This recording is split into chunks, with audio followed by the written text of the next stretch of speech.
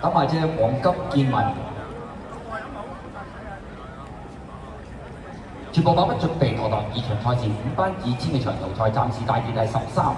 我哋都準備。好，嚟一起步嘅時候啊，咁前快集嘅馬咧埋位置黃金風速擺咗喺前啲㗎啦，最出有波爾多啊，內欄咧紅三白鼻菇咧，咁仲有呢隻紅黃繽紛啦，中間黃衫嘅英雄本色啊，淺藍衫紅帽走上去咧，仲有客家之光，出邊紫色衫咧就係皮具大師啊，內欄位置武林至尊啊，馬林中間咧仲有豐盛多彩暴風雷啊，咁外邊齊歡聚落啊走上去啊，呢隻內欄咁啊橙色眼罩咧仲係傳承者啦，後邊3匹馬永勝金區、香港精神啊，監視殿後咧係嗰隻黃金見聞嚟㗎。好啦，接近呢個1400米段處啦，前面放嘅馬咧就係呢隻黃金風速啊，跟住第2位嘅馬咧就波爾多嚟㗎，一路向外邊喎，齊歡聚落咧就走咗上去啊，守住個內欄第4係紅黃繽紛啊，淺藍衫第5位就客家之光啊，第6位嘅馬仲有條紫色衫皮具大師啦，外邊咧仲有英雄本色啦，內欄位置就係呢隻武林至尊啊，後邊嗰6匹馬啦，分別有紫色衫尾6度啦就暴風雷啦，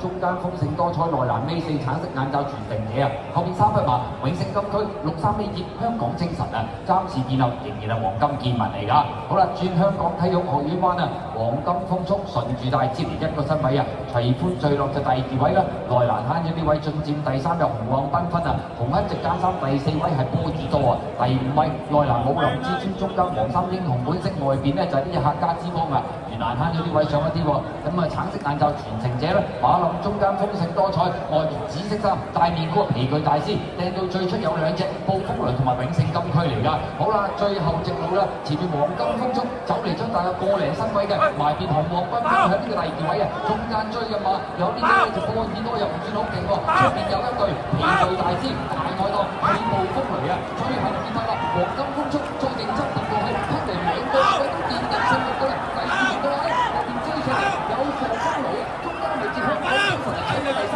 第4名，出邊有永勝金區同埋邊嘅客家之光比較接近啲啊。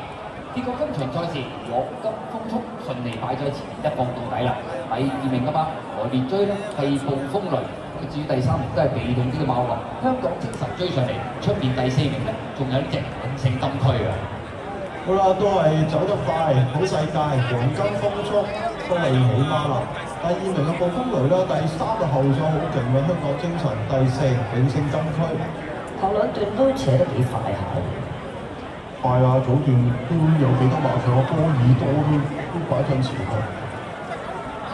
咁但係呢隻黃金風速都會贏咗佢，一定係有難，一定係順放㗎啦。